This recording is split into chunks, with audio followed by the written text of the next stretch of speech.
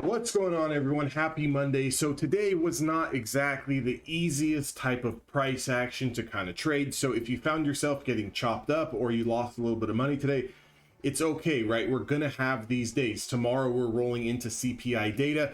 What we're going to be looking at is the NASDAQ 100. Now, even though the NASDAQ was up 1.5% on the day and just about $4.80, it wasn't exactly the most easiest to kind of trade, especially if you didn't really take any trades right off the open, right? So if I kind of get into what I'm exactly talking about here, a lot of this move and momentum started to come in the pre-market session, right? So we did start to get this nice little bit of a bump up here in the pre-market session, followed by that slight pullback here off the open. But you can really see here on the 5-minute time frame that when we did break this 20 SMA right off the open at around 6:35 Pacific Standard Time, we realistically went on about a 2-hour run straight up, right? We had a little bit of a pullback here at around 7 a.m., which is about 30 minutes after the market opens. And we ran for about another hour, right?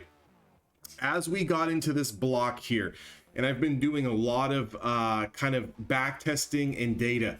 So there's a couple of times that realistically for me, okay, today was not the best day for me. I took way too many trades and kind of just chopped myself around and then scratched even on the day.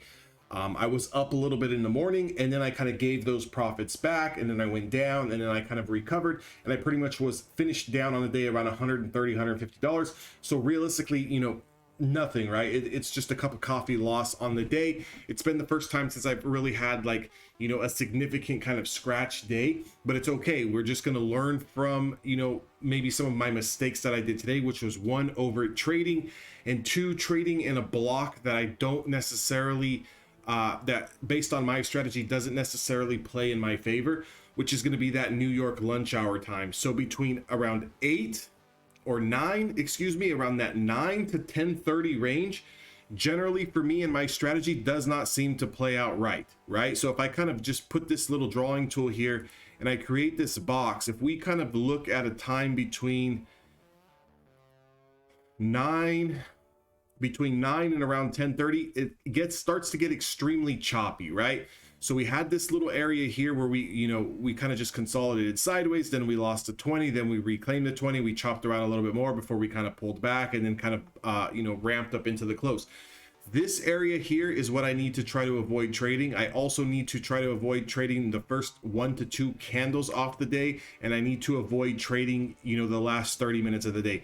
For me, those are probably some of the worst times to trade. And when I notice I take the biggest losses or take kind of scratch losses, is those first 1 to 2 candles of the day, those last 30-minute candles of the day, and then about that hour to hour and a half block in the middle of the day during lunch hours, right?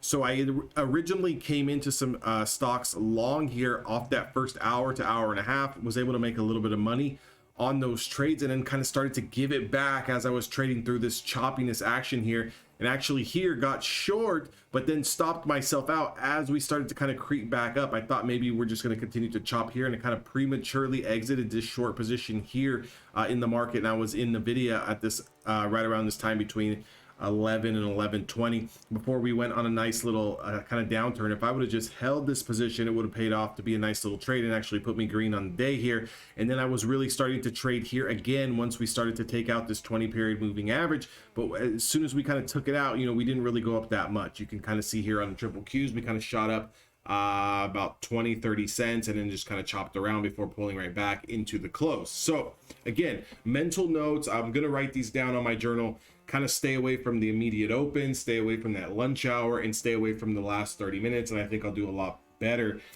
with that. But again, today I was trading equities, I was trading shares.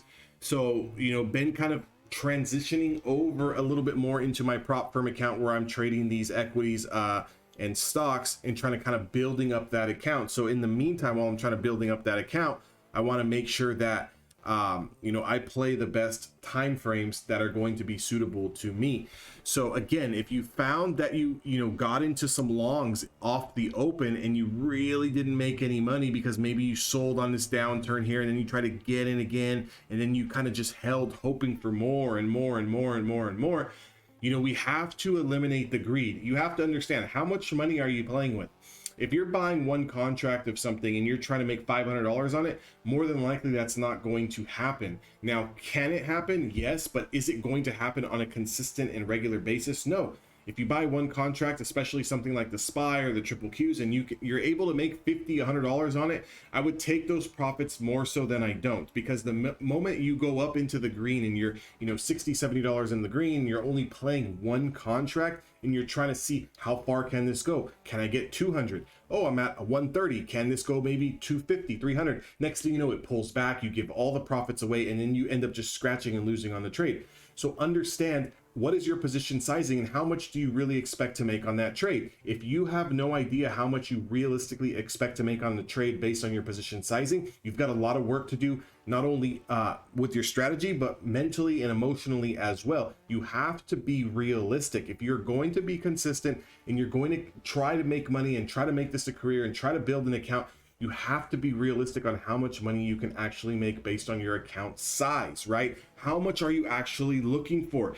Now, we have to understand that pretty much after the first 2 hours of the market was open, the market essentially chopped sideways for the rest of the day. It went up, looked like it wanted to break out, came right back into support, looked like it wanted to break down, and then bounced right back into supply, and did that same kind of pattern until, you know, if we kind of get into that last 2 hours of the market, we did have a nice drop here on the NASDAQ from 304 all the way down to 303, which is again essentially only a dollar move. So it's not like we gave up any of the day's lows. We didn't lose the pre-market lows. We kind of just came right back down into the middle of the day's range and then kind of bounced right back up to the top of the range. So depending on what happens tomorrow with CPI data, if we get that 305.10 break on the NASDAQ, we could look to run a little bit. If I kind of simply pull up the 1 hour time frame here, this does look very bullish going into tomorrow over this 305.10, 305.11 area. That's definitely where I'm going to want to go long. But if we do start to break down and lose 303, we could pull back into this rising support of around 301.